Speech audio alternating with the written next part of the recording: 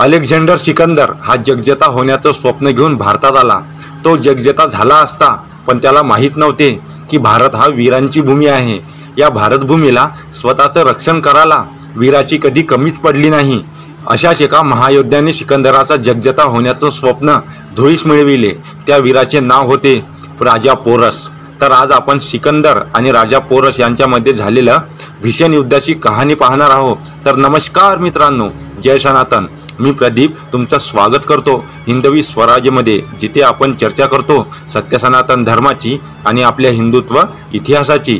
चला तर मग या युद्धाच्या रोचक कहाणीला सुरुवात करू। आपल्या 13 वर्षाच्या कारकिर्दीत संपूर्ण जग जिंकणारा प्राचीन काळातील सम्राट म्हणून सिकंदर या ग्रीक राजाचे नाव प्रसिद्ध आहे। गादीवर बसल्यावर फक्त 2 वर्षातच त्याने आशिया मैनर, सिरिया, इजिप्त, इराण व तारतर इत्यादी देश जिंकले। मात्र भारत या देशात त्याला भारतीय राजांचा पराक्रमाचा अनुभव आला। त्याला हिंदुस्थानाविषयी निर्माण झालेल्या आदरास कारणीभूत ठरला। ख्रिस्तपूर्व 329 साली सिकंदर भारत जिंकण्याच्या उद्देशाने समरकंद येथून निघाला व हिंदुकुश पर्वत ओलांडून कापरिस्तान, चित्रळ आणि स्वात या प्रांतातील डोंगराळ प्रदेशातून अटक येथे पोहोचला। येथे त्याने सिंधू नदी ओलांडली आणि तिच्या पूर्वेस असलेल्या तक्षशिला या राजावर त्याने हल्ला केला। तक्षशिलेचा राजा सिकंदराची बलाढ्य सेना पाहून त्याला शरण गेला व सिकंदराने खंडणी घेऊन त्याचे राज्य त्याला परत केले।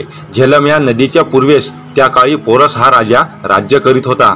सिकंदराने राज्याच्या अलीकडे तळ टाकल्यावर पोरस राजाला निरोप पाठविला की खंडणी घेऊन मला भेटायला ये। मात्र पोरसने सिकंदराला उलट निरोप दिला की मी माझी फौज घेऊनच तुझ्या भेटीला येतो, तेव्हा युद्ध करायला तयार राहा।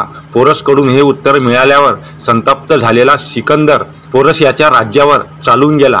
झेलम नदीच्या तीरावर पोरस आपल्या बलाढ्य सेनेसहित तयार होताच तो काळ पावसाळ्याचा असल्यामुळे झेलम नदी काठोकाठ भरून वाहत होती। झेलम नदी पार केल्याशिवाय पोरसच्या राज्यावर आक्रमण करणे अशक्य होते व नदीच्या उतारावरील जो भाग होता त्यावर पोरस राजाने मजबूत नाकेबंदी केली होती। सिकंदराने सर्व परिस्थिती पाहिली व त्याने पोरसच्या सैन्यास चुकवून त्याच्या प्रदेशात शिरण्याचा बेत आखला। सिकंदराने मग आपले सैन्य वेगवेगळ्या तुकड्यांमध्ये विभागले आणि काही तुकड्या खाली तर काही वर ठेवून त्यांना फिरवीत ठेवले। हे करण्यामागे सिकंदराचा काय डाव आहे हे पोरस राजाला समजेनासेच झाले। त्यानंतर सिकंदराने आणखी एक चाल खेळली व अशी हूल उठवली की जोपर्यंत झेलम नदीचे पाणी कमी होत नाही तोपर्यंत सिकंदराची फौज नदीच्या काठावरच आपली छावणी देईल। पोरसला ही बातमी समजल्यावर त्याने सुद्धा झेलम नदीच्या अलीकडे आपले सर्व सैन्य घेऊन छावणी दिली व असेच काही दिवस चालू राहिले। व त्या एका काळोखाच्या रात्री जेव्हा पावसाळ्याच्या ढगांमुळे पूर्णपणे अंधार पडला होता, ती संधी साधून सिकंदराने त्याच्या छावणीपासून काही मैल अंतरावर आपले 5000 स्वार आणि 6000 पायदळ घेऊन गुप्तपणे झेलम नदी पार करून पोरसच्या राज्यात जाऊन धडकला। पोरसच्या हेरांनी जेव्हा ही बातमी त्याला दिली त्यावेळी त्याला वाटले की सिकंदर हा थोडेसे सैन्य घेऊनच नदी पार करून आला असेल।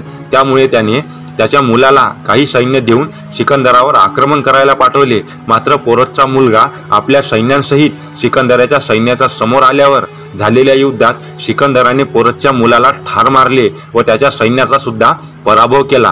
पोरस राजाला आपल्या मुलाच्या मृत्यूची बातमी समजली व तो मोठ्या युद्धास तयार झाला व त्याने 200 हत्ती, 300 रथ, 4000 स्वार व 30,000 पायदळ असे सैन्य घेऊन सिकंदराच्या फौजेसमोर आला।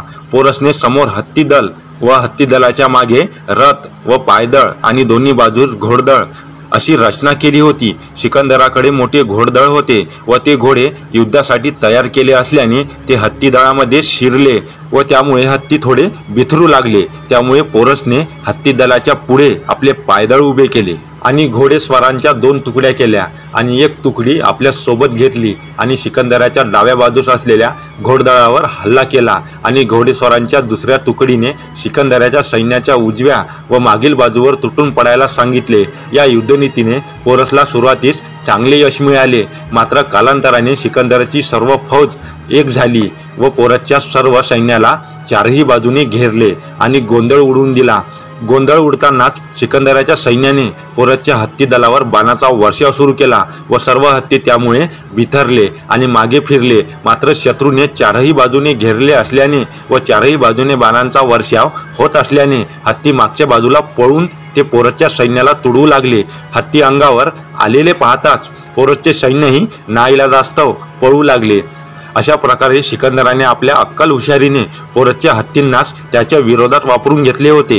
या प्रचंड धामधुमीत स्वतः पोरसही जखमी झाला व सिकंदराच्या कैदेत सापडला। युद्धात शौर्य गाजूनही शेवटी पोरसच्या नशिबी पराभवच आला। कैद करण्यात आलेल्या जखमी पोरसला सिकंदराच्या समोर जेव्हा आणले गेले तेव्हा पोरसचे रूप पाहून सिकंदर सुद्धा चकित झाला होता। त्यानंतर सिकंदराने पोरसला विचारले की राजा, आता तू पराभूत झाला आहेस तेव्हा आता तुला कसे वागू?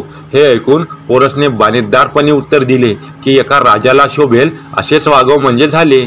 आपल्या कैदेत असूनही शरणागती न स्वीकारणारा बाणेदार वर्तन करणाऱ्या भारतीय राजाला पोरसला पाहून सिकंदर आनंदी झाला व त्याने पोरसला त्याचे सर्व राज्य परत दिले व एवढेच नव्हे तर सिकंदराने जिंकलेल्या मुलकापैकी काही भाग सुद्धा पोरसला भेट म्हणून दिला। पोरस राजाचा उल्लेख हा फक्त ग्रीक ऐतिहासिक साधनातच उपलब्ध आहे। मात्र त्यांनी पोरसचे जे वर्णन केले आहे ते पाहून जगजेता सिकंदरही पोरसच्या व्यक्तिमत्वाने व त्यांच्या शूरत्वाने किती प्रभावित झाला याची प्रचिती मिळते। तर राजा पोरस आणि सिकंदरांचं हे युद्धाची कहाणी तुम्हाला कशी वाटली नक्की कमेंट करून सांगा व चॅनलवर नवीन असाल तर सबस्क्राईब करायला विसरू नका। परत भेटू असाच आपला हिंदुत्वाचा रोचक इतिहास घेऊन। तोपर्यंत सर्वांना जय शिवराय, जय श्रीराम।